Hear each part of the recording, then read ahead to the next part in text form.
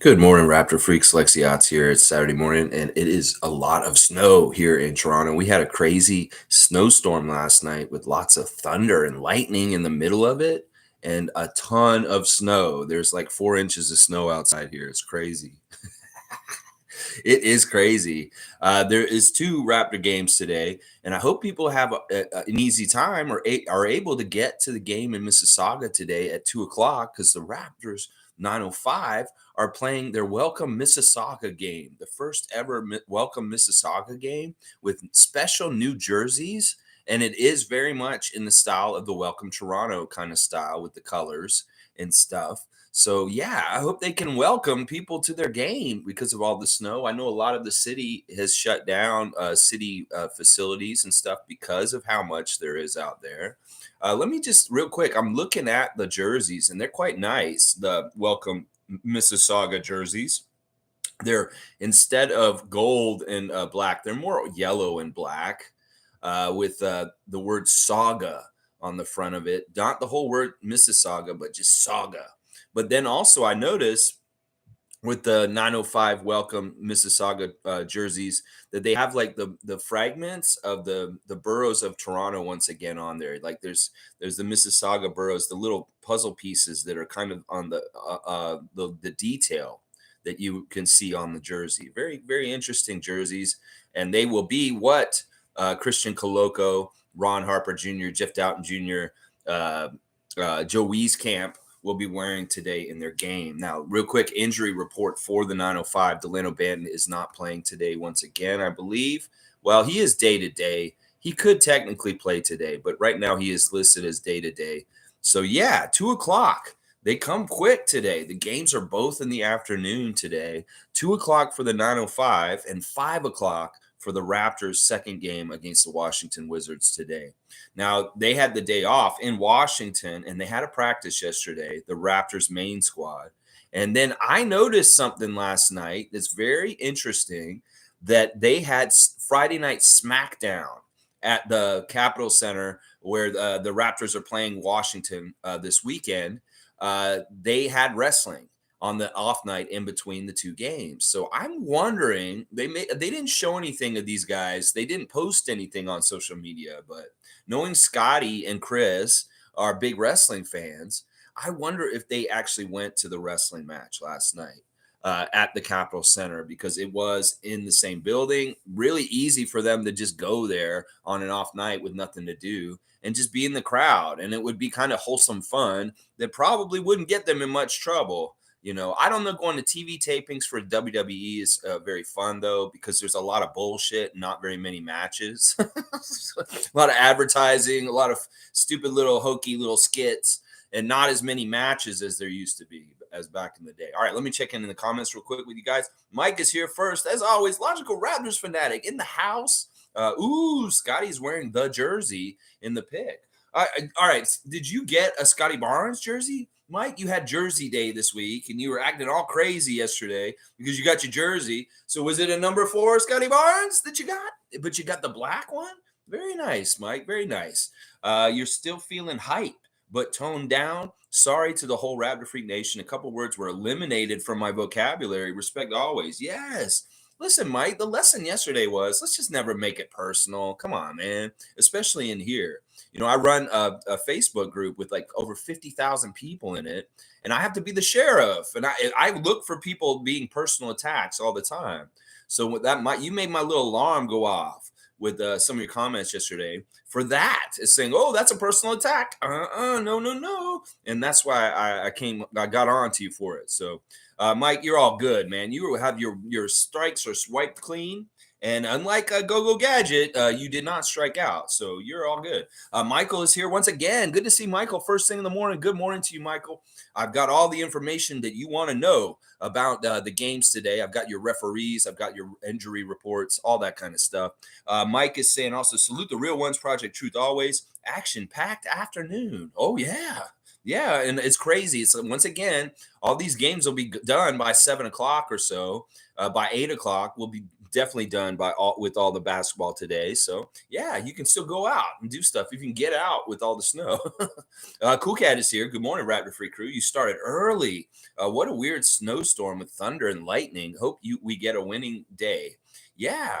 Yeah, I started early because I got the refs right away. It's really, I wait on when they drop the refs, and then boom, I got them hot and fresh. And I'm ready to go. I really, that's the only thing holding me up. If the refs don't get dropped till 9:10, then I'll go at 9:15. But they got dropped at 9:05 today. 9:05. And that, that means I can get on at 9:10. So it's really, I need 5 minutes to do my work on the ref report. And when they drop it after 9, it's usually around 9:05 or 9:10, and I'll usually get on 5 minutes after that. MK saying, good morning, Raptor freaks. Early start today. I like it. This is the philosophy of starting early on game days is I want to get to the spot early, just like the Raptors should on the court when they're playing. I like to have an advantage of saying, ooh, they think I'm going to go on at 9:30. Well, I'm going to get there earlier. And I want the Raptors to mimic me and have that kind of mentality of getting to the spot earlier and beating people there to it. And that's why I do it on these game days. The real ones know, the regulars know that I will get here early on game day because it's important to me that they win. Paul B is here. Good to see Paul B holding it down in Wisconsin. Raptors need to play as a team tonight and win. Yes, Paul B, I hear you, and you are right. In fact, that may be my biggest key to the victory is to play together, to play connected, to play like you're capable teammates and you like playing with each other, that you enjoy throwing the ball to somebody else and them making the shot. We want a lot of that kind of stuff today. G is here. Good morning, freaks. Let's get this win. That's right, G. Original Raptor freak from the very beginning. That's right. And Tom Duke is all about it. He's got the 5 Raptor lineup and the clock out, and it's game day. Let's get it. That's right, Tom. Now, nothing's really changed with the injury reports for the big game today. Monte Morris is still out for the Wizards as their starting point guard, and then Otto Porter Jr. That is really just it. And, it's really easy for me to do a preview of a team because we just saw them. It's not like I have to do a whole lot of extra research because I just saw the Wizards play, and we know what they're doing and stuff like that. There's a couple of things we could do a lot better today than last game, obviously. One of them is to keep track of Kyle Kuzma. We cannot let Kyle Kuzma get crazy like he did on Thursday night. We've got to assign our premium defender, Mr. OG Anunoby, on Kyle Kuzma and get him to shut his water off. I want to see some OG Plumbing Company today. Come with that big wrench, OG, into the game today and cut that water off on Kyle Kuzma today. I cannot see Kyle Kuzma go off and go crazy today. If there's one thing we can improve on the last game is let's shut down Kyle Kuzma. And I think part of the problem was we had the wrong guy on him last game. Well, we need to switch who guards him. Bradley, we can contain a little bit easier in some ways. He's getting older. In some ways, he's a smaller guy. I really think that Gary Trent guards Bradley Beal really well. So I don't know. I think that the premium guy should be on Kuzma, because Bradley Beal is not as dangerous as he used to be in some ways. So we really got to focus on Kuz. Yeah, Jimmy Pope needs a win. That's right. I need a win too, because I'm sick of listening to Raptors Nation talk about the Raptors in the last couple of days since this loss to Washington. It is pathetic. It's pessimistic. Everybody's already decided we're fucked. Everybody's like, we should have tanked. What are we doing? I hate all that shit. So Raptors, come back and prove who you really are and fucking shut the noise up, please, because that's what W's do. They shut all the stupid ass noise out there up. And that's all I want right now because I'm so sick of hearing it all. I really am. G saying Boston had one job to do last night, yet the Nets won. The Hawks won, but the Heat lost at least. Yeah, all right, let's do some standings watch since you guys brought it up. Yeah, the Celtics lost to the Nets last night. That is actually very impressive to me, considering these Nets are very new. It does kind of in some ways speak more about the Celtics in some ways to me. They haven't been as sharp recently as they were in more recent months. And now with the Bucks just going in the stratosphere with a 16-game winning streak, it really does look like Boston has been oystered out of the top spot. And now Milwaukee will be sitting king at top. I do not get upset about that. Honestly, I don't want them to be up top. And so I'm very happy about this. So in some ways, I am upset that the Nets are not still sliding because of the victory last night. But I am also happy to see Boston get beat. So I'm not upset about that game as much as I'm upset about the Atlanta game. I really wish Portland and Dame Lillard could have beaten Atlanta last night. That is a game that I really wish had gone that way. Now, the New York Miami game, it didn't really matter. We get gains from either one of them. And in some ways, it's better that the Knicks won because the Knicks are actually starting to prove that maybe they are for real this year and that they will give a playoff series to their fans this year. I mean, they're pretty high up there. They'd have to have an epic fall and fail to not even get a play-in game. So I think the Knicks may be actually in the playoffs this year. And that's crazy to me because they always find some sort of way to mess up by the end of the year, but they seem to be getting stronger now on the stretch run. So that's very interesting to me too. Yeah, interesting standings watch last night. Some of it good, and some of it okay, and some of it, man, why couldn't you win, Portland? We just needed you to beat the Hawks. Come on now. Now, speaking of standings, this is so important today. And if these guys can't get up for this kind of shit, then I don't know what to tell the Raptors. They must be very unserious if they can't look at the standings and see that we're tied with them and that one of us will be on top of the other one by the end, and we're barely above them right now. And if they win, they obviously leapfrog us, and we're the very last play-in spot.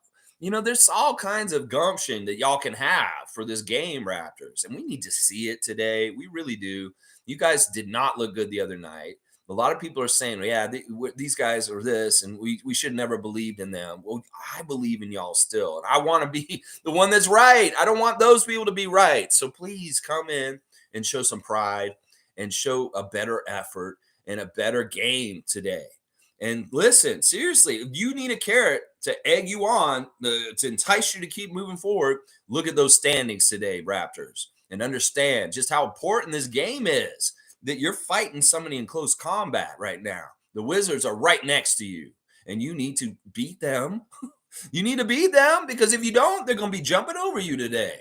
And if that is not enough to motivate you to want to win today, now, I don't know what to tell y'all. Maybe you do not care. Maybe you do care about money more, like some people are saying, because I don't understand how y'all can't get up for this game. And if you don't, there's something wrong with our team. Seriously, something really wrong with this team. Oh my gosh, if you can't get up for today's game. Mike's saying, just for note, I don't see myself as an elite basketball mind, a decent one, but elite is like Masai Bobby level. So I don't want anyone to think that's how I see myself. Listen, Mike, I never thought you see yourself as that. I see yourself, you know how I see you, bro? I see you as a very great researcher, somebody that loves to get in the weeds of some stuff that some people just cannot understand, or some people like me just do not want to get in there because it's just not stuff that gets me real excited, or it's stuff that I'm just kind of like, oh, it makes my eyes glaze over, like the money stuff and the cap stuff. And I appreciate you for that. Listen, you listen, don't sell yourself short. It's good for you to be humble for sure, but don't sell yourself short. You have a good mind for basketball, and I don't like that you're denigrating yourself. M. Jones is saying, a bit of trouble in paradise. But put it this way, the only way to get better is to recognize your inefficiencies, and it was glaring last game. Team ball, but it's only up from here. I love that. M. Jones being positive and saying, look, we got a lot of bad examples from the last game to improve off of. That's how you workshop. You have to have like failure in workshopping, and then you realize what doesn't work, and then you go back to the workshop and you craft it in a different way, the game plan, and hopefully it works way better the next chance. This is the benefit of this 2-game series is, listen, it's very hard for a team to sweep in the 2-game series because one team's going to adjust, or maybe they see what they did so wrong in the game before that they fix it. And then all of a sudden they're the better team and they beat the other team. And that's what I hope will happen today, that we'll just match their energy better. We'll be the aggressor. We'll do the things that we were supposed to do in the first game right this time. And I hope that that is true. But yeah, I'm excited about today. We just, listen, don't give up on them. They're going to figure this out. It's just that they have growing pains still. And we talked a lot about why this week. Let's see. Leslie's here. Good to see Leslie Hart, a great Raptor freak, one of the originals from last year also. Good morning. Usually the back-to-backs are split wins. I should be at work, but there's too much snow. Go Raptors. Ooh, Leslie's getting the snow day, and that's awesome. In some ways, that's fun. Makes you kind of feel like a kid a little bit, doesn't it, Leslie? You know what? That's what a great combination of things happening. You get a snow day, you get to stay home, and there's 2 Raptor games on TV today. Now, hopefully, you guys can watch the Raptors 905 game at 2 o'clock. Usually, it's on YouTube. If you don't know where to find it, we have it on YouTube. Usually, you just got to put Raptors 905 in, and you usually can find it live. Let's see, Cool Cat's here. She's saying we don't need those with teams around. We don't need those was with teams around us. I also watched Denver. We can be bigger than them. Clippers and Lakers still looking weak. See, okay, she's doing advanced scouting. It's like Cool Cat's an advanced scout. She's already out on the road checking out the Western teams we're about to go see out west. And she's saying, Denver looks small this year compared, which is Jokic, very big, but the rest, maybe not as big.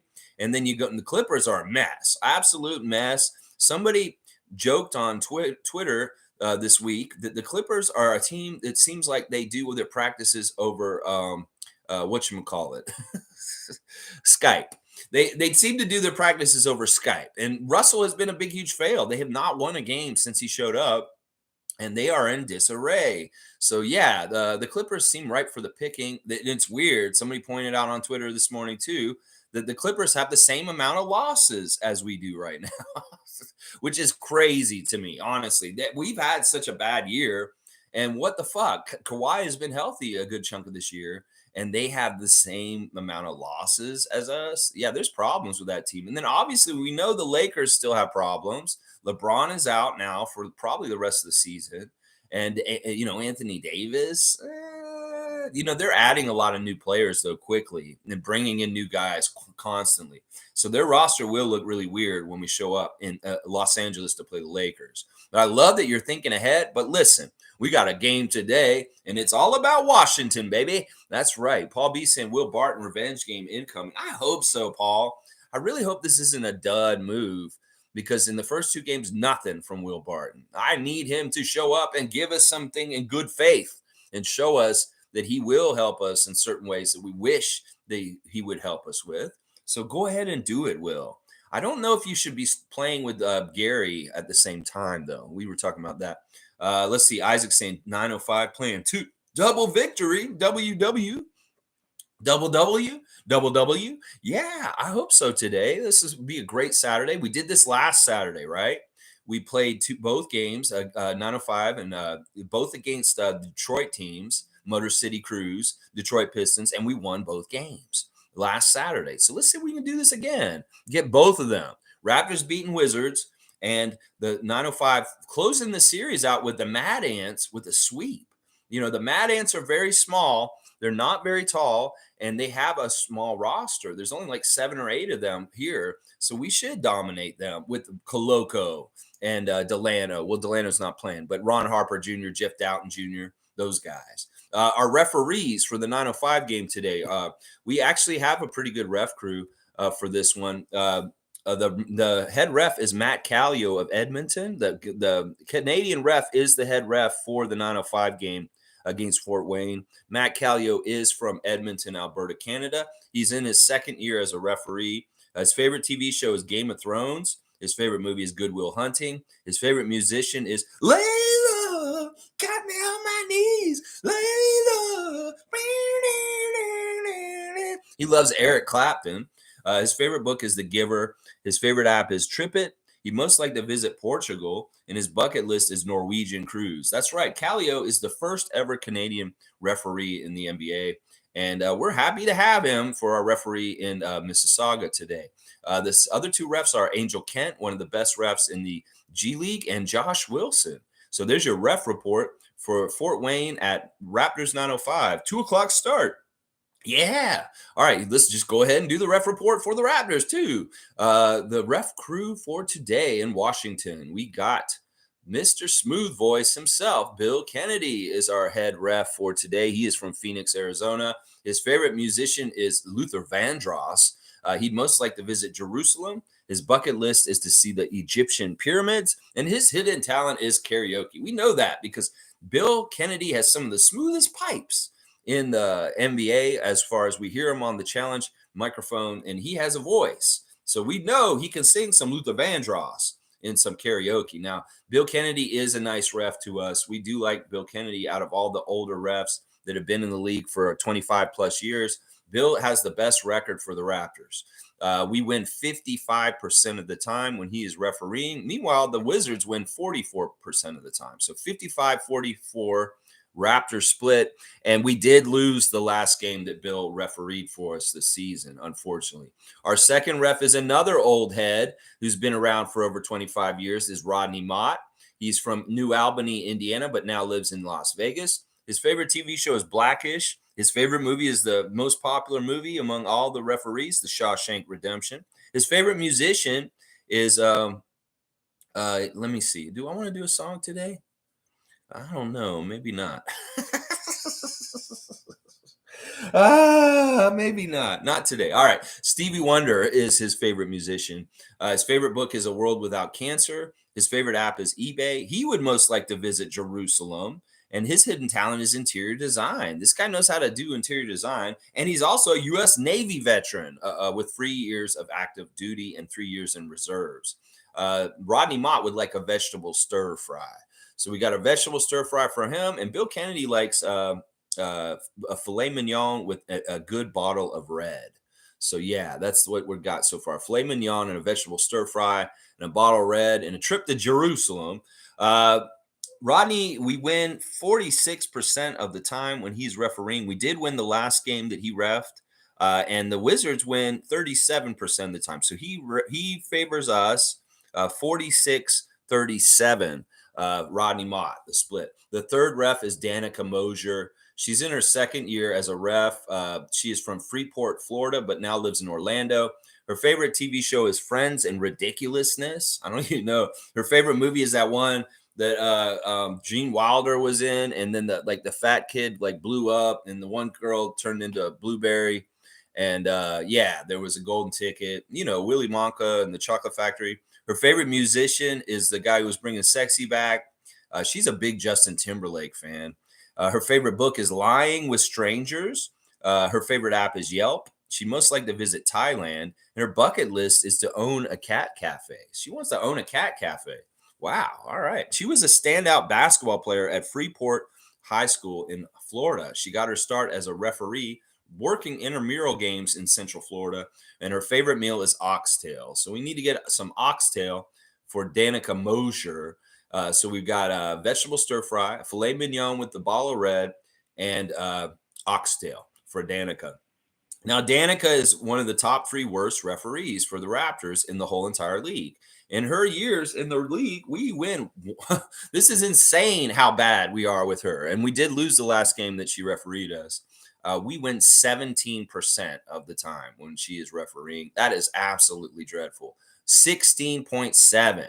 And meanwhile, the Wizards are 29%. So they don't win a whole lot with her either. But 17-29 for the Wizards with the third ref, Danica Mosher. But at least Danica is the least experienced of the 3 refs. So she will probably be following the leadership of Bill Kennedy and Rodney Mott today. So not a bad crew, honestly. It's much better than a lot of the crews we've had this week. And I feel like it's really weird that the Raptors this week, when we've had a very important stretch of games, we've been getting very, very experienced ref crews. We've been getting the oldest refs this whole entire week. We got Ed Malloy. We got Tony Brothers. We had Tom Washington. We've had all these old, good refs, serious refs. And that says something about our time in the season right now and what our struggle is in the games that we're playing, that they're sending us some really good ref crews. And this one today is another one. I love Bill Kennedy. He's a great ref, and I trust him for the most part. So I'm really happy with the ref crew today. And it does signal that our fortunes may be better for this game in particular. So I'm hoping, keeping my fingers crossed, the referees are nice to us. So we'll have to see. All right, let me see what you guys are saying about the ref report here and everything else. Good to see so many names in the chat. Let's see. G saying the last game reminded me of the season opener against the Wiz last season, blowout. Then they went to beat them next game, if my memory is correct. Adjust and win. This is true. That's right. Yeah, I was making kind of parallels to that game and how they needed to attack that game and not make the same mistakes. Well, they did. They did very much make a lot of the same mistakes that they made in that first game of Scottie's NBA career, the first game of last season. And I hate that. It's so disappointing because it's like, look, did you guys learn anything from that mistake from the first game of the last season? No, because you came out and made pretty much the same mistakes, energy and effort wise, right away. And the game plan of how they beat us was very similar. So it's very interesting. But you're right, G. In the next game of that season, we absolutely killed the Wizards. And I think we had their number for the rest of the season. And we actually won that series with them. So hopefully this is what happens, because we only get 3 games against the Wizards, and we played one of them now. This is the second game. We have to even it so that when we play them here one more time before the end of the season, we can win the season series 2-1. So this game is important. Mike's saying, I watched the Poeltl after game interview this morning. I love how he checked Fred a bit, but his tone was excellent in the way. He was positive, critical, but serious as fuck. No, he's very serious. That was the one word I had about Poeltl in his after game interview after the first Washington game, is that man is very serious. Serious is the word for Jakob Poeltl. I saw some really cool Spurs content yesterday about Poeltl and the changes of him being on the Raptors from coming from the Spurs. And it's very interesting, their perspective, like an equivalent of like Mike and I made a clip about Poeltl talking to the media about the changes and how he plays defense between playing for the Spurs and the Raptors. And the Spurs fan perspective is really funny. They're actually very happy that they traded him because they like Poeltl and they want him to be able to be in a situation where he can win more because of his age and where he is in his career. He's wasting away in San Antonio. So they did feel really good about the trade and getting the pick and Kem Birch. But they're also wondering, why the hell is he able to do so much so far on our team? Well, they played the clip and they're like, he's talking about, well, Pop didn't want us to be aggressive. And they were like, wow, okay, that's why he was one of the worst defensive big men in the league, because he was literally playing in an open door policy. So the Spurs fan is very interesting on their take and how they feel about Poeltl's change in play, because he's unleashed here and he's told to be aggressive and play the style that the Raptors do on defense. You see a whole different kind of defensive Poeltl than you did in San Antonio. And it was kind of fun to see the other side break it down, the San Antonio side. I don't know. Maybe I should get that clip and put it in the comments so y'all can watch it and see a San Antonio fan reacting to Poeltl stuff. So pretty cool. Yeah, I really love that he's very serious. You can tell Poeltl is all business. He's not fucking around. And that's why he's a little stern with his teammates, because he's putting the effort in. He wants the guys to follow his lead. And when they're not putting in the same effort that he is, well, he knows they're not going to win. And that's why they need to all come together and be like Jakob. Nako's saying, rest in peace to my fantasy team for Zubac and Kawhi being out. Oh, no, Nako the Nacho. Let's go look at this. Yeah, we're getting to the stretch run. Tom Duke, you're going to be in Toronto around March the 20th. You may be just coming to get that Vince Carter signed UNC jersey that is the prize for our Yahoo Fantasy League this year. I'm going to just have to give it to you, and you may be able to wear it at the game we're going to when we see the Indiana Pacers, Mr. Tom Duke. We'll have to see. Yeah, I'm sorry, Nako. That's just how it goes, man. It's a long season, the Fantasy League. If you guys enjoy doing it this year, we'll do it again next year for sure. And we'll maybe even make it a keeper league if enough people want to continue to play. And we'll say you guys could keep a couple of your players that you have this year, so we have some continuity. Let's see. G saying Zubac being out has been a hit for the Clippers. Memphis without Adams, you mean? Memphis without Adams went on a losing streak. Goes to show that good big is a huge factor. Yeah, this is really good, actually. All right, so if they don't have Zubac the second time we play the Clippers, well, it'll be a different look. Remember when we played the Clippers already this season, he was a force, and he did really mess us up, Zubac. So if he's out now, yeah, this may be an easier game against the Clippers than the first time we played them in Toronto. So, all right, this is interesting. This is good information. I did not realize Zubac was out. Let's see. Cool Cat saying we need a consistent floor manager like Lowry who derives pleasure from empowering others, setting them up to be successful. That is our key to winning. Ooh, I love that. That is the whole MO of what a point guard is supposed to be. You're supposed to make your teammates better. And in some ways, we need that to happen more. Now, Fred can do that to an extent. Scottie can too. Pascal. And that's just what we need more of. I think Cool Cat's right. That kind of mindset of being unselfish, but not being unselfish and like, I want to get you to sit a shot because I want an assist. It's more like Kyle Lowry's philosophy was, in general, it was, I want to get everybody a bigger bag by making you look better, first of all. And I really do thrive and enjoy seeing the success of guys around me because I know that all adds up to wins and winning ways. So I think this is exactly right. And Cool Cat has that's a good way of putting it. Be like Lowry. You guys be like Lowry and maybe have a little bit of those Lowry X factors in you today, Fred, and other people that should probably be like Lowry. So do it. Just do it. M. Jones is saying, freaks, what do you guys think needs fixing? I believe, to Lex's point, certain players may not be there for the right reasons. Masai is noted saying he doesn't like the selfish ball play. It falls on Nick Nurse. Yeah, he did say that in his trade deadline press conference that he feels like the Toronto Raptors have been too selfish this year. And yeah, I agree with that. But it's not even in the way you think. It doesn't have to do with the money and the whole like noise that's around in the nation right now. A lot of people think that people care about their contracts this summer more than other things. And I don't think that that's what it is. It's about truly just being unselfish on the court, that we played so much ISO ball and we just haven't been looking for each other in the right ways. The connectivity hasn't been good. And I think that's more what he was alluding to. And it's not that like they're personally selfish about like contracts or anything like that. I think that it's just really about the play, the gameplay, and them not sharing the ball enough or not, playing off each other enough. That they can get more winning ways by playing with each other and together. And being selfish has cut that off and not had that good enough. So I think that's what Masai meant more. He's not going to say they're being selfish because of money. So I'm pretty sure he's saying that they're being selfish on the court. And that's what the problem is. Nick Nurse does a lot. Some of the responsibility for this year does fall on him, but it's such a weird year. It's really, really weird year.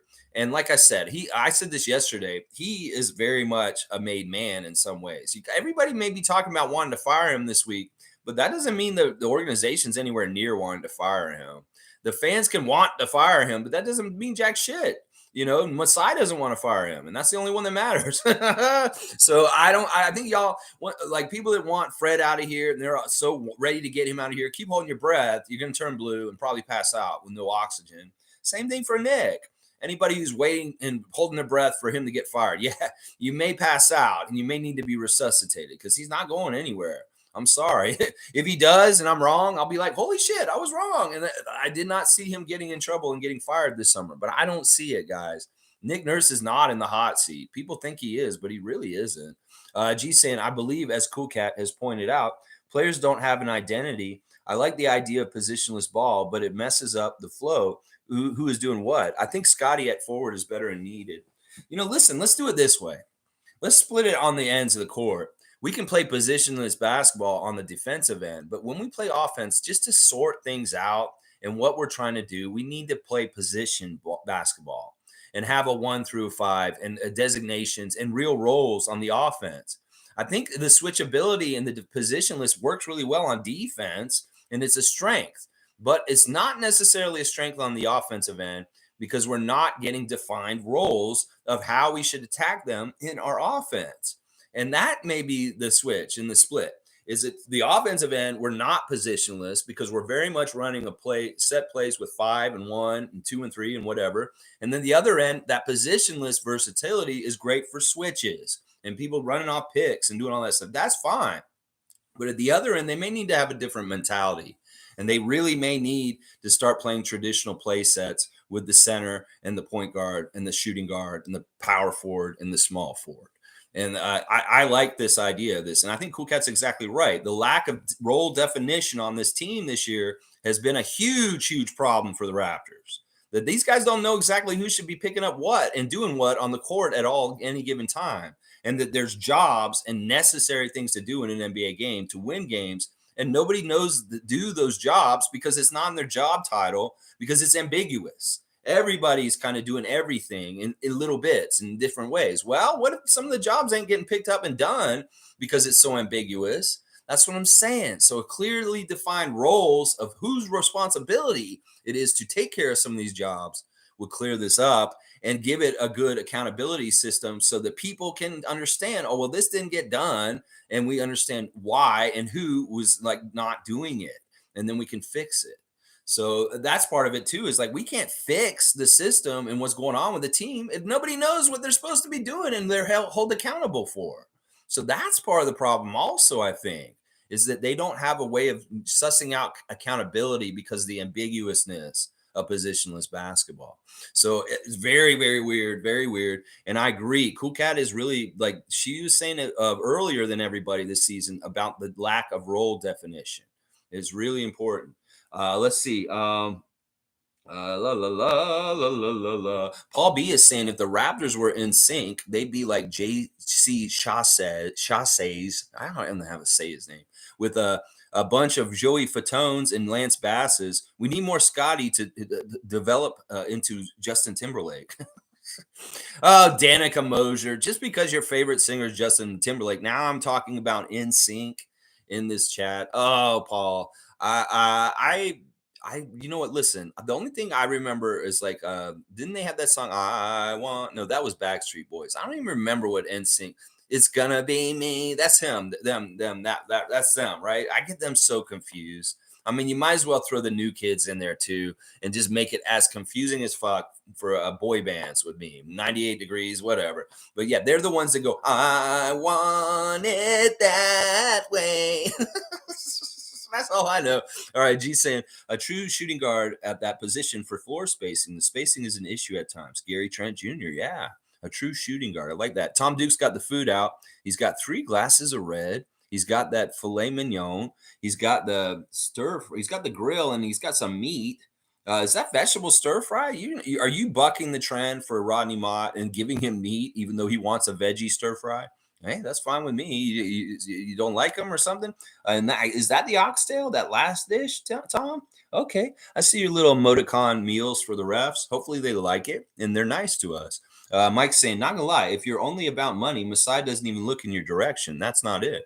Yeah, I think that's right. I think that's right too. As part of the character profile. Like if you just seem like a really greedy guy, or like your priorities have to be in a certain order, I think, to be on the Raptors. And if you're money first, maybe, yeah, Mike might be right. MK saying, Lex, can you answer the red questions yourself? Like, who is your favorite artist or movie? Ooh, you want me to answer the ref questions? Okay, yeah, I can do that, MK. I'll do this real quick. Let me see. Let me get one of these ones with a lot of them on there so I know which one's my favorite TV show. My favorite TV show currently is Survivor. I really love Survivor. I love the intrigue of the game. I love the history of it. I've watched it for a long, long time.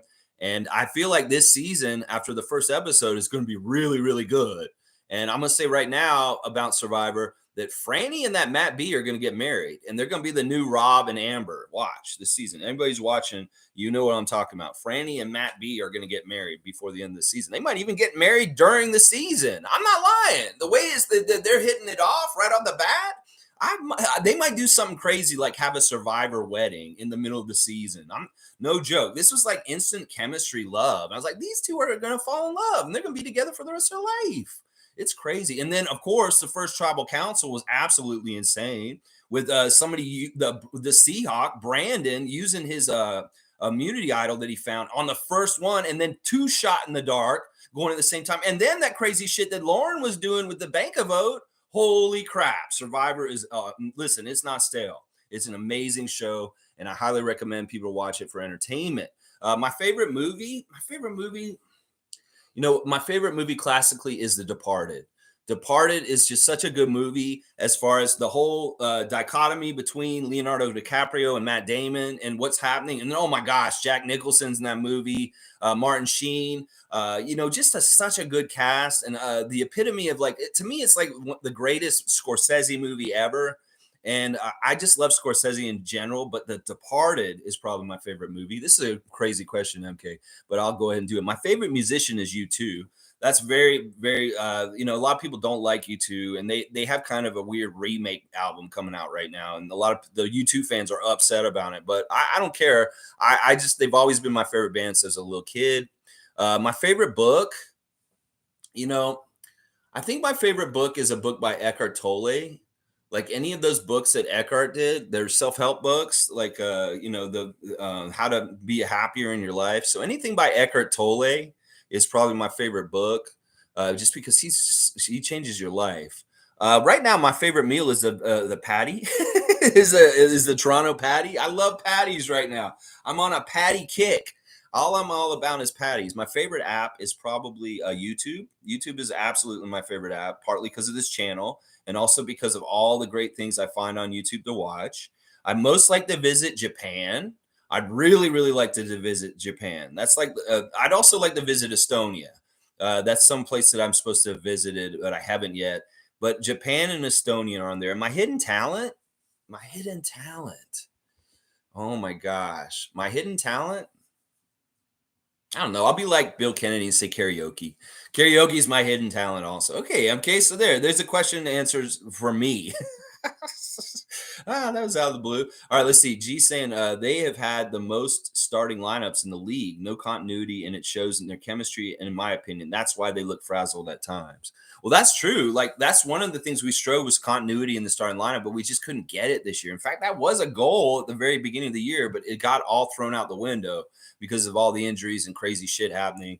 And that is true. It's like, listen, you get used to your role and your minutes and kind of the little pocket of time that you have and what you're doing in the games. And we can't do that. We can't establish any of those rhythms or beats. You can think about Gary and how much he's been jerked around between the starting lineup and bench. You can think about, OG and him being gone and then him showing up and like being with OG or without OG at different times this season. There's been all kinds of problems with building continuity and a routine and a rotation that is like known because we've done it. We practice it and we've gone through it in reps.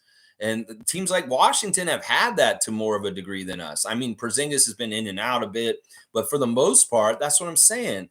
It's really hard to build all that chemistry and stuff when you have constantly guys in and out. And I think G's exactly right. Michael's saying Poeltl putting up crazy numbers. Check his BPM. Laugh out loud. He's actually like, listen, he really likes competing. And him being in San Antonio was good for his learning and being around Popovich. But he hated losing. And he has so much built up in him to want to win right now. You can tell. That's why I'm saying he's so serious. Because he's not fucking around. He wants to win now. He's been losing for a few years now. He's ready to start winning basketball games a lot. And he's hungry for it. And I love that about him. I really want that to be like catching on with all the guys. Feel like Poeltl. Go talk to him about playing in San Antonio on a bad team, Fred. And then you can see whether you want to go play for Orlando or not. Because y'all gonna clear your mind up on that. Yeah, you want to go to Orlando, Fred? Yeah, you're going to find out about what losing's like and how much it sucks. You get a taste of it here. Well, you'll feel it even worse down there. Trust me.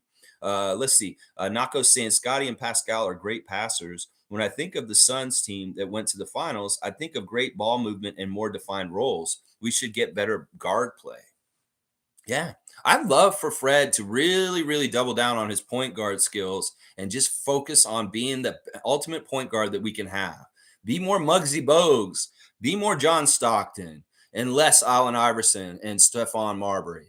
Be more of that distributor, Fred. Be that guy. Get some really like big astronomical assist numbers. You got Poeltl out there now. You got different ways to get assists in certain ways. I'd love to see you flirt with breaking your record again and getting like 20 assists. Can you get a 20 assist game, Fred, before the end of the season? I put it to you as a challenge from the Raptor Freak. Fred, get a 20 assist game. And that would be really interesting to see. I'm with you, Nako, on this. Isaac saying, don't worry, the future is strong with keeping it cool. Jeff Doughton. Wow. Isaac saying, don't worry about the point guard position. We got Jeff Doughton Jr. Well, let's see Jeffrey in action at 2 o'clock. Mississauga, Paramount Fine Food Center, the Raptors 905 and the Mad Ants. Let's close it out and sweep them today. 905 Eric Curry and keep building. You guys say you want to win out for the rest of the season. Well, go and do it, man. Don't mess around. That's a little short team with Justin Anderson, and they don't have a lot of players. Like I said, they only have like 7 or 8 guys here in Canada to play against us. So y'all need to win again and sweep them on this little mini series, the Fort Wayne Mad Ants. Yeah, I'm all about that. Monique is here. Superfan Monique is in the house. Let's see what she's saying. Let's fix our mistakes tonight. Happy game day. Pick and roll. Turn off Wizards. Water. Go Raptors. So she wants to see more pick and roll with Jakob, Poeltl, and Fred, or Fred and somebody else. She just wants to see more pick and roll, and she wants to turn that water off on the Wizards as far as their offense. Yeah. Kuzma, number 1. We need to control him. We need to watch him. We need to put OG on him. Cut him off. No more of this last game 30-point scoring output. None of this. We got to stop him today. So fixing the mistakes, you're right, Monique. We got to do that. G saying, can we all agree that Jakob's signing, is a huge W this year? Players like him are very hard to get. High IQ bigs. Yes. Yes. His value is sullied because he wasn't trying down in San Antonio. They look bad. He didn't look like a good defensive big man. Well, he was not playing hard. He wasn't trying. And he is actually a very good defensive big man. And in some ways, his value was hurt because of what Popovich was asking him to do. Well, now he can get up and play all his ass off. And you're right. A high IQ big is not totally common in the league. And he's very much a huge piece for us to get. I love it. And I've predicted that we're going to win a championship in his contract that he signs this summer. I'm going to keep saying that we're going to win a next NBA championship during the contract duration that he signs this summer. Top saying, what are your thoughts on this team as it's currently constructed? Do you still think Pascal is a first option or Fred a starting point guard? I just don't see it when I watch them. Yeah, and yeah, I see both of them can still do this adequately. It's like, they don't have to be the exact best in the whole entire league. I mean, Pascal has to be our number 1 because that's who it is right now. If somebody else steps up and becomes the number 1, okay then. But he's got to be that until that happens. And then Fred, of course, he can be a great point guard. I just said I would challenge you to get 20 assists in the game, Fred. And, he is a very good starting point guard. If you go and look at different point guards around the league, he's up there in the stats with all the best ones, like with Chris Paul and all these other storied, great point guards. So it's not, listen, he's a great point guard. He really is. His stats are good. So go compare him to the rest of the starting point guards in the league, and you'll see that Fred's stats are fine. Let's see.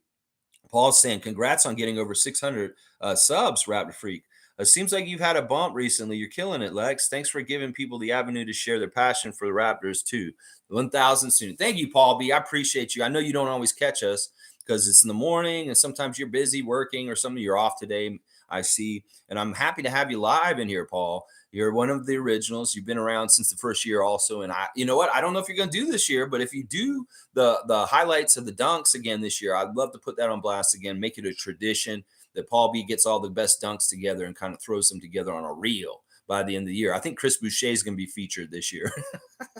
I think Chris might have the best dunks this year. Tom's saying Duppy and a couple of others will hunt me down, I think, unfortunately, methinks. Yes, well done on 600. Let's freaking go. Tom, I don't know. I mean, we'll have to see. We'll have to assess it when you get here and see if it really is realistic that somebody will overtake you, because in some ways it might just be real easy just to hand you that jersey while you're here in person than to have me mail it to you by the end of the year. So I might just give it to you even if it's close. But if you do end up losing, maybe we'll have to get you to mail it to the person who did ultimately win. I don't know. We'll figure it out. Race Mode saying, I'm the Michael Jordan of our fantasy league. Congrats, Tom Duke. All right, Race Mode. Where is Race Mode in here? Let me see. Race Mode is 14th. I don't think Edmund's done a whole lot with his team this year, just to be fair. Yeah, it is what it is. I don't know, Tom. You've got a 10-point lead. That's still a lot to overcome. Tom Duke's saying that he loves it. And Mike's saying, Lex, facts. The ISO ball style wasn't good. The team ball with good chemistry starters. Yeah, I want to see that more. I definitely want to see that more. Really, really do. Okay, let's keep going with the comments. Monique is saying, tonight is welcome Toronto night for the 905. Yeah, welcome Mississauga. Toronto creators love their jerseys, their first one ever. Big upsets in the standings. Go Raptors. So tight. Yeah, it's a tight race, and they're right next to us, breathing down our throat, down our necks, breathing down our throats. Oh no, breathing down our necks. They're right next to us, the Wizards. Oh man, the real mascot matchup's going to be weird today. Let me just put it that way. Sheer Khan saying, "Good morning, Raptor freaks." The one who shall not be named, spreading the negativity again. Didn't click latest video, but details show stuck in old ways. We believe that Raps can turn it around and get this split. Let's go, Raps. Yeah, they got to. I mean, seriously, it's going to be really deflating if we lose both these games to Washington. And yeah, it's going to be really hard to keep carrying the positivity flag as far as what we're going to do. We'll have to reassess. It's basically we're going to have to keep recalibrating depending on how we do. Whether we're going to recalibrate up to say, okay, yeah, maybe we can get the fifth seed, or this. We're trying to get the sixth seed. Obviously, that's the ultimate goal. But we do really well. Maybe we can adjust and say, okay, maybe we can go for the fifth. Or if we don't think we're going to get out of the play-in, then we really got to try and get to the seventh or eighth seed for sure. So there's contingency, different goals depending on how we win or lose in the next few games to try and still salvage the best possible opportunities and possibilities for us in the postseason. So if we're not going to make sixth, we need to make seventh, is basically what I'm saying.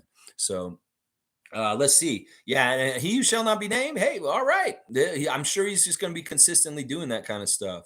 Mike's saying, my drop today has Nick Nurse's answer to what happened with the role definition this year.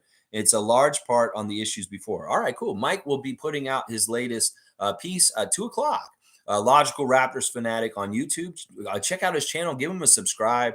And he's always got a good Saturday drop around 2 of great factual, statistical analysis and breakdowns of things that are related to the Raptors team. And he does it in the style of Project Truth, meaning that he's fighting the good fight for the Raptors and trying to, show the light in some of the positive stuff instead of like getting us bogged down and being negative. So I appreciate Mike for that. Top saying, my problem with Fred relies so much on threes, as does Gary, and it's been my issue all season. They're not Curry and Clay. You can't win with guards who finish at low efficiency in the paint in the playoffs. Yeah. Listen, last year you can't gauge Fred for finishing near the basket because he was not healthy. He didn't even try to go near the basket during the playoffs last year because he was so hurt. So I don't think that's fair because in other playoffs in the past, he has been able to get to the basket and be very, very effective. So I'm going to disagree, top, because you're basing a lot of your opinion on Fred in the playoffs just from last season. And that's not fair. He was playing with a bad knee and he was very much hampered. And that's kind of something that Nick has talked about. It's like you can tell Fred's healthy and he feels good if he's getting down there in the land of giants and trying to throw those layups in there and taking contact. Well, he couldn't do that at that time because he was so beat up and banged up against Philly. So he's ineffective in some ways. Well, he's healthy right now. So he can go to the basket right now. And you may be shocked if we do play Philadelphia again this season in the playoffs. Yeah, you may see him do stuff that he didn't do last year just because of his health's better this year. So don't totally base your opinion of Fred and whether he can do things in certain ways on last playoff. You got to think even further back to maybe the finals run and the championship run, even other playoff series that we played. He's been fine. He can get the basket. He can make layups. He can do all that stuff. He's not Steph Curry, obviously, but he's closer to Steph Curry than most guys in this league. You can go get a collection of 20 guys, and Fred's probably one of the 2 or 3 guys that are the closest to Steph Curry and being like Steph Curry in this league. So I don't get it. He may not be exactly Steph Curry, but there are very similar things that he can do as far as his range is deep, and he's a very capable 3-point shooter. So yeah, I can see it. There aren't Steph and Clay for sure, but we're going to have somebody other than them. They're not horrible, and they're closer to them than a lot of other guys in this league. Let's just put it that way. They're not like right next to them, but they're closer. Let's just put it that way. Space Cadet saying, Top, please take a deep breath. Fred was shooting lights out in 2023 before he took 2 weeks off. He will find his shot again. Yeah, I fully expect, hopefully he will get back to that craziness that he was doing about a month ago and just keep that inertia going into the postseason. because we need Fred at his top level, especially after such a bad playoff last year and how everybody changed their opinion on him and started hating him so bad after the Philadelphia series last year. I think Fred has some personal gumption to prove everybody wrong, his haters and the people that say stuff like what Top is saying. He will prove you wrong. Watch this year, because he will be healthy this time, hopefully. Knock on wood. He stays healthy. Let's see. Nako's saying, need to get back to watching Survivor. Best season for me is either Heroes versus Villains or Philippines. Best contestant for me is probably Tony. You like Tony? Yeah. Yeah. The last couple of seasons have been interesting. They've been letting Canadians play. And 2 of the last 3 seasons were won by women from Toronto. Seriously, we had 2 of the last Survivor winners. One was from Durham region, and then one was from here in Toronto, Erica and Marianne. And then last season, old guy won it, Mike Gabler. Well, this season, there is another Canadian on this season from Saskatchewan, and his name is Kane. And he looks like some sort of weird Rick and Morty version of Kane, the wrestler. Like just another dimensional, like mirror dimensional version of Kane, except he's a law student from Saskatoon, and he's very Canadian.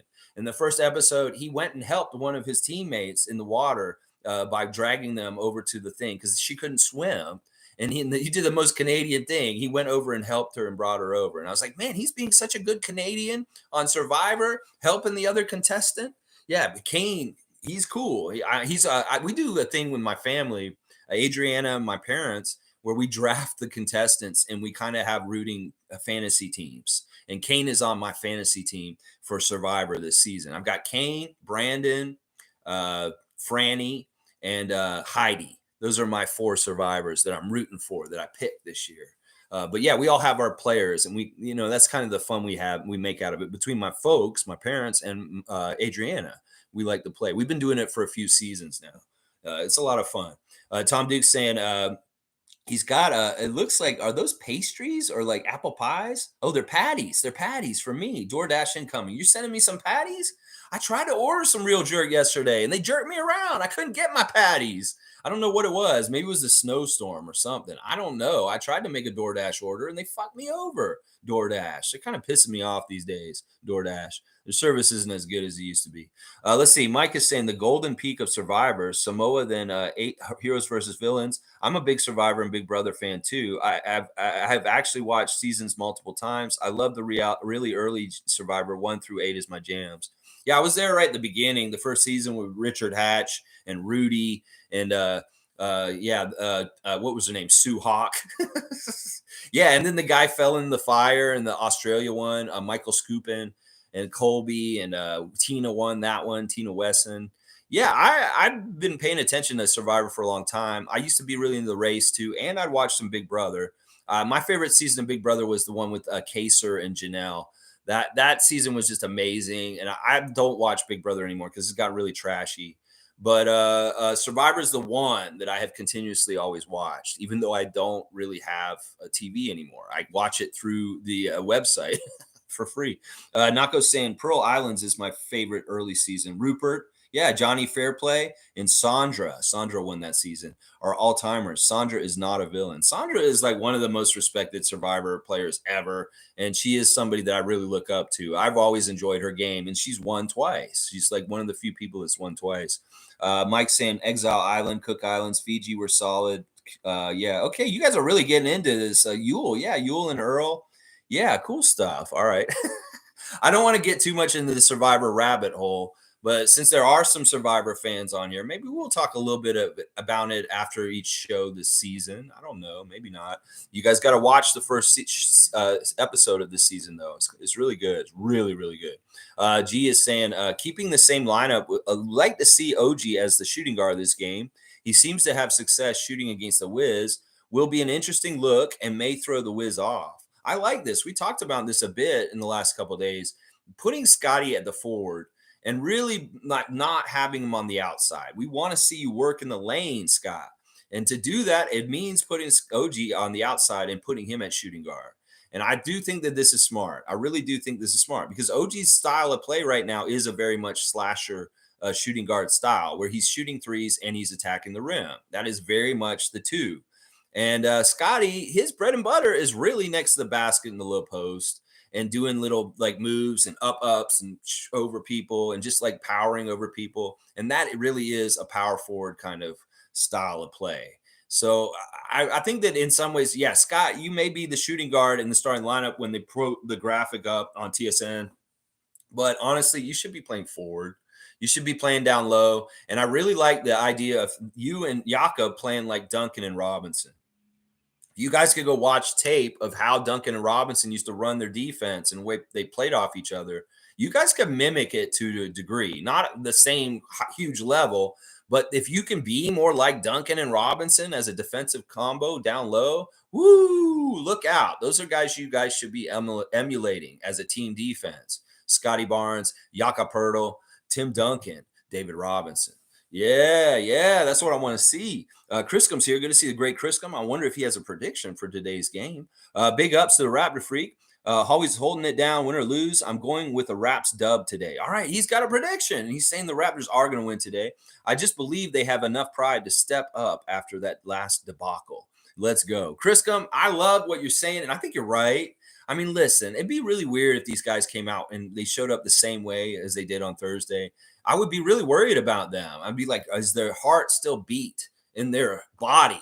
It's like, do you have any like gumption? Do you feel like you have any pride that you can like go and do this 2 in a row like this? I would be like, what the fuck? Why? Well, where is your like spirit of competition? Where is your compete? As Nick Nurse put it, we have to compete, y'all. Y'all are not competing. So we need to see you guys show up and compete today. And the great Criscom is predicting a Raptors victory because they will.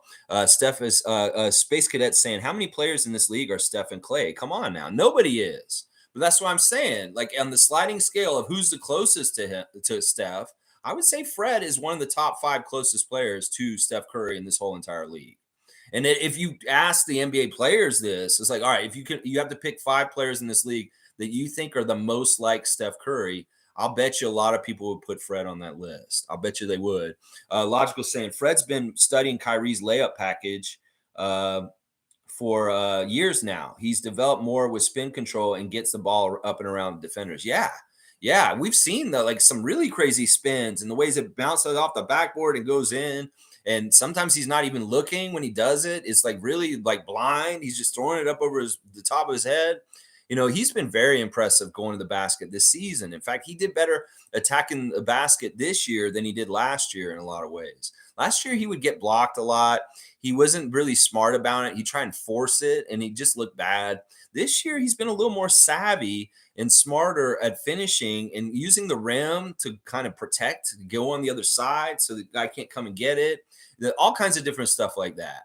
And also, he's done fake drives to the rim where he'll go and look like he's going to the rim, but he dribbles right on through and he comes back on and around and then he like sets up at the top. So I think that he's done a better job with attacking the rim this season than in recent years. He's had struggles attacking the rim last year, really, really bad. But this year he's limited it. And I think he's had more, just about the same success as failure going to the basket this year, Fred. So I like that you made that you comment about Kyrie, Mike, because that's true. Fred really does study Kyrie, and he's a hero to him in this league. Just like Koloko has a hero in Kevin Durant. Well, in some ways, Fred VanVleet's hero is Kyrie Irving, and people don't realize that. Monique is saying ESPN doing an all-women broadcast like the Raptors did. Finally, women run the world. That's right. I want y'all to run the world. We've messed up this world. This world's full of pandemic, war, and stupid-ass shit. The women need to take over and run things better. That's right. Please run the world. Please, because we're all fucked up and we need your help.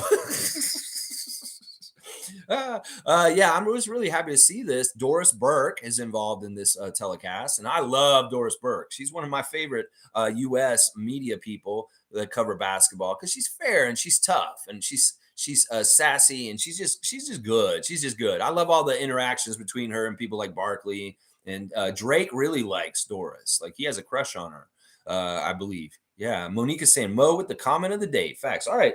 Do you want to give her a dunk, Isaac? That's what you're saying? All right. We're going to give Monique a dunk nominated by Isaac Campbell. The comment of the day dunk from Monique Lawrence. All right. Let's see. Alistair's saying Nurse better start Trent and play Will. All I can say. Okay, you want him to start Trent. Who would he take out then, Alistair? Would it be you? You guys were saying Barnes. You want Barnes off the bench, and you want Trent in there. So would it be like Fred, Gary backcourt with OG Pascal at forward, and then you got Poeltl at the center? Now I don't. The one thing we talked about this. Now it's not likely this will happen, but in some ways I like your idea because that's a more veteran kind of team. When you take Scottie out there, they're a little more sound and savvy in some ways. It's not that Scott makes a lot of mistakes. It's just that he's just not had that much experience. He's just under 2 years as an NBA player. And those guys, in some ways, would be a more vet starting lineup. But it's not going to happen. This guy's going to be starting no matter what. And yeah, I don't think that he will start Trent still. But I'd like to see Will Barton get more time out there and actually have an opportunity to be good and be successful, because I don't feel like he's been set up to be successful in his first 2 appearances. The first one really was just a quick show up. Hey, Toronto fans, this is our new player, Will Barton. Say hi, cheer for him, come in, come out. And then the last game, he didn't do anything. He took a couple shots, he missed them both, and we just need him to make some baskets. We just need him to show up. So I'm with you on that one for sure. Tom Duke is saying, agree, Alistair. We acquired both Will and Yak to be on the court. Now, Tom, being a little Veruca Salt. Now, Daddy, I want that gobstopper now, Daddy. Okay, Veruca, I'll get you. No, I want it now. Mike's saying, Big Brother 2 through 7 is the best TV ever, in my opinion. Will and Boogie, Jason and Danielle, 4 Suck, 4 Horsemen, Janelle and Kaser, then All Star, and the Will and Boogie masterclass of the season's beautiful thing. I hate Will and Boogie, so I hated those seasons. So yeah, I didn't really like those seasons. I'm not a Big Brother fan. I think my favorites were the Survivor and the Amazing Race are my 1 and 2 favorite of those kind of shows. I used to really love The Apprentice too, but oh my gosh, I hate Trump so much at this point that The Apprentice is just such a silly show at this point. It's like if I went back and watched The Apprentice now with the lens of this bullshit that Trump has done to our world in the last 8 years or so, I would be like, what the fuck? Why did I watch this? Why did I watch this back in the day? Oh my gosh. Cowboys here. Good to see Bradley. Good morning, Lex and Raptor Freaks. Got to get this W. Yes, we do. Yes, we do. Have a good day, Bradley. I hope maybe you got the day off with all the snow and stuff. I'm sure you maybe have to do some shoveling or something out there. I don't know what you guys do on snowstorm days like this. Alistair saying, I'll take out Barnes for spacing balance. Keep it simple. Yeah, I knew it was Barnes that you were going to say that. And because we were talking a lot about yesterday whether Poeltl and Barnes can coexist on the court because of spacing issues. Yeah, they'll be fine. Like I said, it'd just be an adjustment. If he did do this, I'll be like, okay, maybe Nick does see it the way that Alistair does. But don't hold your breath. Seriously. Scottie's a starter. They're going to make him a starter for his whole career, and that's just how it is. Monique saying Thad was straightforward in his interview yesterday. Thank you, Thad. Yeah, Thad's always good in the interview. He's very transparent. He doesn't mind talking about the things that we're doing and what we need to do. And he came back in a really mature, like pro way, veteran way, talking about our struggles and why we lost the first game against Washington and what we need to do by the time we come around for this game. It really is. It's a wipe the slate clean. And as Thad said, he said, this is an opportunity to show improvement and to show that we can kick this team's ass, that we need to show a better effort and come out there and have a different outcome for sure. I'm all about that for sure. All right, so just a recap on the injuries. Delano is out or day-to-day for the Raptors 905 today, but otherwise Otto's out. Everybody else is healthy for the Raptors on the 905 and on the main roster. The Washington Wizards are only missing Monte Morris, so it'll be the exact same team we pretty much saw the other day. This is a game that is so important because right now we're 31-33, and the Wizards are 30-32. And if we lose this game, they will go above us, and we will be in the 10th seed. And so that is so, so, so important. Just a general news and note, a guy named David Zenon has posted on Twitter that Serge Ibaka, who is not currently on an NBA team, has been in the gym refining his skill set and adding to his game with weights and technical situational shooting. We're in the gym every day, at least 3 or 4 hours. His work ethic is crazy. Smooth, compact motion from shot pocket to release. best I've seen him in a long time. So this is a trainer that's working with Serge right now in New York City at the Players Association gym. And it sounds like this is very much a plug from him to try and get Serge on a team real quick for the end of the season. Goran ended up signing with the Bucks, and I can't believe that. So there are still people that are kind of getting picked up as scraps of the scrap heap of the players' buyout market and getting added. It sounds like Serge is not ready to retire with this kind of propaganda being put out there on Twitter from his trainers to try and entice people that his shot has not looked better in years. So, Serge Ibaka. I know that maybe Raptor fans would love to see him come here. I don't know if it's realistic or it could happen with our roster and the way things are right now. But yeah, they're putting out PR that Serge Ibaka wants to play. That's what it is right there. Real quick, yeah, I said Dragic is gone to the Bucks, which is weird to me that they would want him. All right, let me see. Mike saying I gotta catch up. I leave it for years, then bring like 3 or wait, you just deleted it. Okay. I was reading it and you deleted it. Okay, let's do the real mascot matchup. The last time we saw the real mascot, he was on the road. He's been beat up by the Cavalier nurse. He got put through the windshield during a race, and so he's all cut up and he's beat down. And he's standing on the side of the street, and this guy walked up to him. He's walking a yak on a leash. It's a yak, yeah, a big, huge, like regular yak that you find in Asia. Like the mammal, the big, huge mammal. And it's taking up most of the road too. And there's a guy walking the yak, and he's wearing these brightly colored, like multicolored, like clothes. And he says his name is Will, and that he's a wizard, and that he could help the Raptor by healing him because he sees that he's all cut up and beat up. He's got bruises from being punched in the face by the nurse, Cavalier nurse. He's got cuts from like the windshield, like glass cutting into his body. And Will's like, I want to help you, Raptor. You seem like you're in bad shape. And so he's like, I'm going to heal you with the power of healing and magic because I'm a wizard. And he's like, are you a wizard? And remember, this is not the fantastical Raptor world that he was in last year when we did the real mascot matchup. This is a very reality-based, grounded season of the real mascot matchup. In fact, I've told people this season is kind of like Breaking Bad or like Ozark, one of those kind of dramas. And while he's like talking to this dude and he's like, I'm going to heal you. And he like Will the wizard puts his hands on the Raptor and he's like,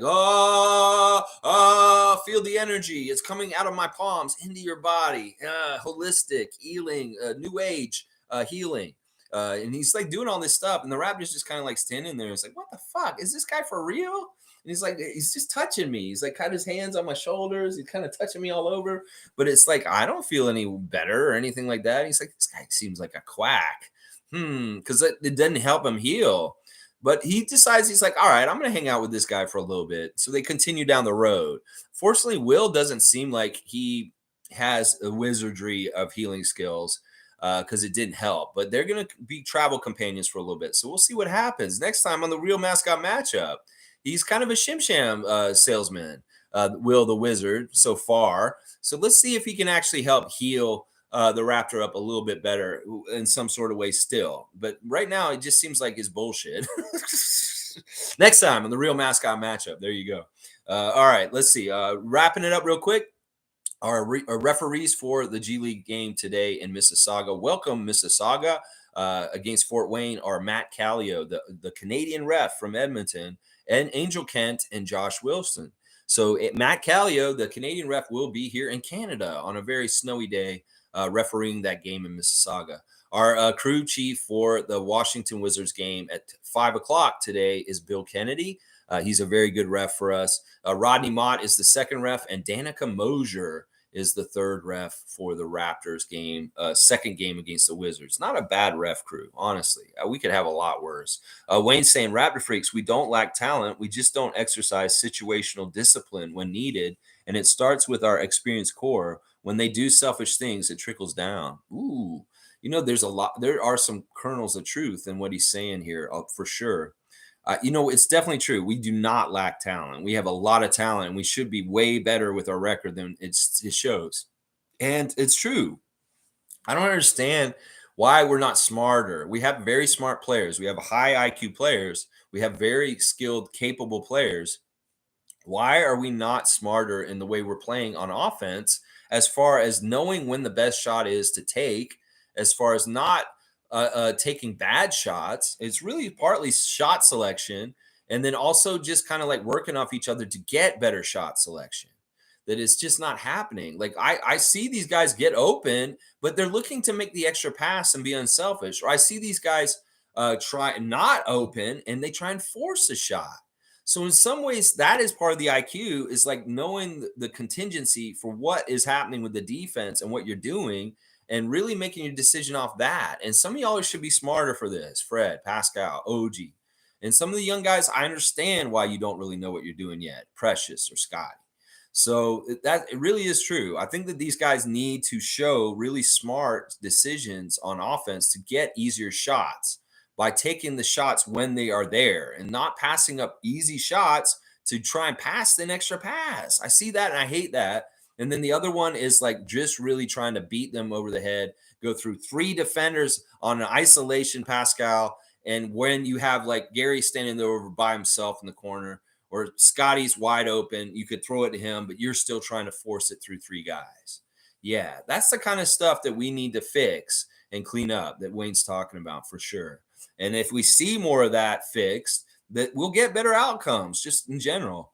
Mike's saying, I got to catch up, leave it for years, then binge like 3 or 4 new seasons in the summer. I left off on the one after Ghost Island with War Dog. Big Brother, I think I saw season 20 last, the one with Hayden and Jace. Yeah, I don't know anything about Big Brother at this point. Yeah, well, go binge some of Survivor and stuff. Canadian Cowboys saying the Raptors we saw last game aren't them. They will beat them by 15. Let's go.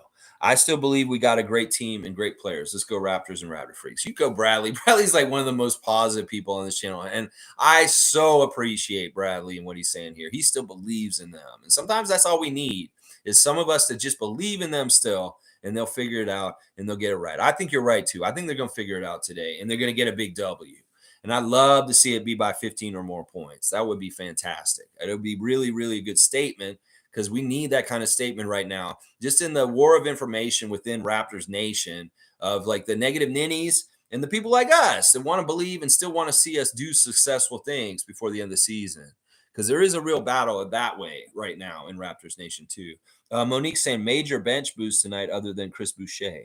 Major bench boost. It's interesting. I really like that to be Will Barton. I'd like to see him get double digits tonight and just show a little bit of his bag of tricks as far as offensively as what he can do, whether it's some passes for other guys, hitting threes, or some really cool like a baller kind of shots, like getting in the lane or dribbling around or just hitting some big time shots because he's that kind of guy. We'll have to see. We'll have to see what happens. But we do need people off the bench to step up other than just Chris. Now, maybe Precious has a bounce back game because he had a bad game last game. And maybe he like took it to heart and he comes back today with a vengeance and really wants to play way better this time. That could be possible too. So we'll have to see. Who knows? Maybe Malachi is going to get a shot today and he can show up and do some big things for us. Right now, he's kind of the last man on the bench and kind of like just in case we need an extra guy kind of guy right now.